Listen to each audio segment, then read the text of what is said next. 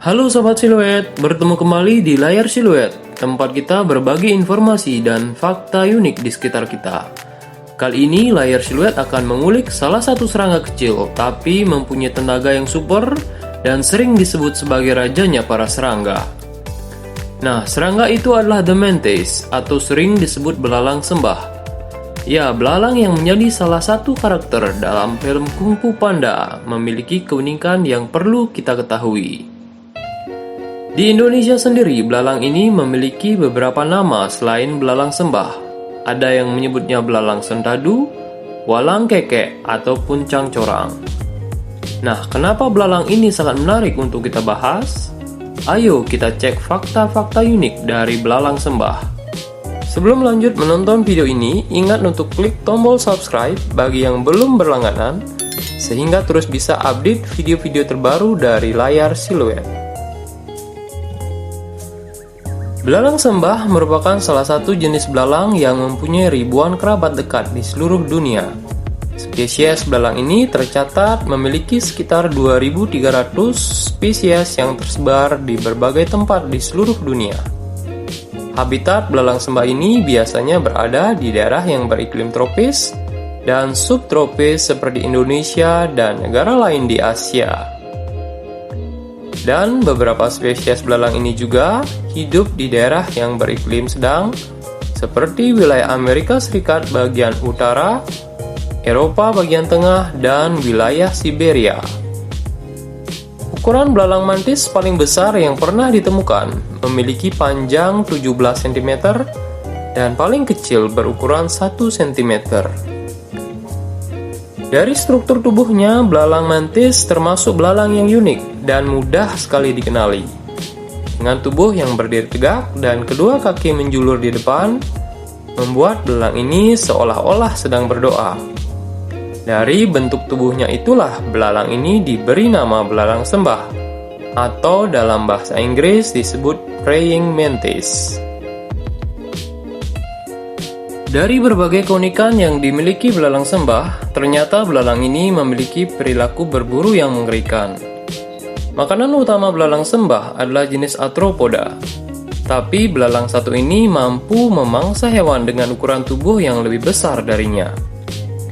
Terdapat banyak bukti ketika belalang sembah memangsa binatang seperti katak, kadal, burung, dan bahkan ular. Saat mendengar seekor belalang memangsa ular, mungkin ini membuat kita terkejut ya guys, tapi fakta ini memanglah benar. Jenis belalang sembah ini mampu memangsa ular dengan ukuran yang lebih besar dari tubuhnya. Tapi tentunya bukan jenis ular piton atau anaconda ya guys. Jenis ular yang menjadi santapan belalang sembah kebanyakan adalah jenis ular daun. Hal ini sangat mengejutkan para ilmuwan yang meneliti jenis belalang ini. Perilaku lain yang mengerikan dari belalang ini adalah memakan mangsanya semasa hidup. Pada umumnya, binatang mulai memakan mangsanya ketika mangsanya sudah mati. Tapi hal ini tidak berlaku bagi si belalang sembah. Hal tersebut dibuktikan sejak dokumentasi pertama pada tahun 1864, di mana terdapat 147 kasus belalang sembah melahap otak burung kalibri hidup-hidup layaknya zombie. Menangkap mangsa dengan ukuran yang lebih besar tentunya tidak mudah, namun belalang sembah mampu melakukannya berkat kaki depan yang kuat. Kaki depan juga digunakan untuk melumpuhkan mangsanya. Kakinya berfungsi menahan mangsanya, dan di waktu yang sama, belalang ini pun menyantap mangsanya saat mereka masih hidup. Korban dari belalang ini pun tidak mampu melawan, karena cengkeraman yang kuat dari belalang sembah, dan ia pun memakan mangsanya perlahan-lahan sampai setiap tubuh mangsanya habis tak bersisa. Belalang sembah termasuk salah satu serangga karnivora dan merupakan predator yang ganas di kerajaan para serangga. Mungkin ada banyak jenis serangga yang bersifat karnivora. Tapi belalang sembah tidak hanya pemakan daging, tapi belalang jenis ini juga melakukan perilaku kanibalisme. Mendengar kanibalisme mungkin membuat kita ngeri ya guys, karena perilaku kanibalisme adalah perilaku yang memakan jenisnya sendiri. Nah, berdasarkan penelitian, perilaku kanibalisme belalang sembah terjadi pada saat proses perkawinan, di mana belalang sembah jantan yang memiliki ukuran tubuh yang lebih kecil dari betina akan menempelkan tubuhnya dalam proses perkawinan.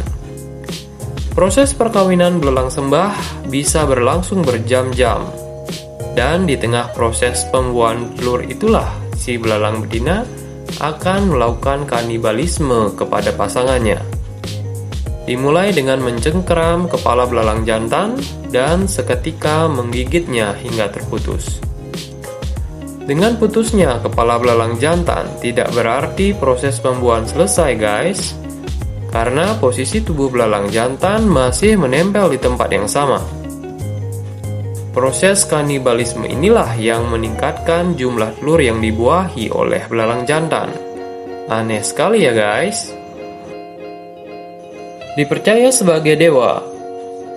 Mendengar hal ini tentunya membuat kita bertanya-tanya ya, guys. Siapa yang mempercayai seekor belalang sebagai dewa? Adapun yang mempercayai hal ini adalah salah satu suku di Afrika Selatan, yakni suku San, penduduk gurun Kalahari. Mereka lah yang menganggap belalang sembah ini sebagai dewa, karena bentuk tubuhnya yang terlihat seperti sedang berdoa, membuat suku San percaya bahwa belalang ini adalah utusan dari langit yang bernama Dewa Koi dan membawa suatu pesan kepada umat mereka. Kepercayaan ini dilakukan ketika suku San menemukan belalang jenis ini. Para tetua suku akan mengamati setiap gerak dari belalang sembah tersebut, menguraikan pesan, lalu membaca tanda-tanda kejadian dari kedatangan belalang sembah tersebut.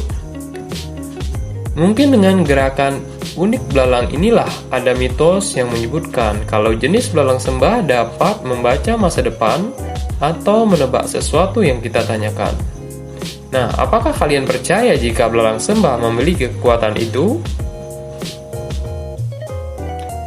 Itulah beberapa fakta unik mengenai belalang sembah yang tidak banyak diketahui. Tidak menyangka bukan, jika ada spesies belalang predator dan karnivora yang sangat ganas dan rakus. Semoga informasi sederhana ini bisa menambah wawasan kalian ya guys. Ingat untuk tetap mendukung channel ini dengan menekan tombol subscribe, dan tunggu video-video menarik selanjutnya dari Layar Siluet.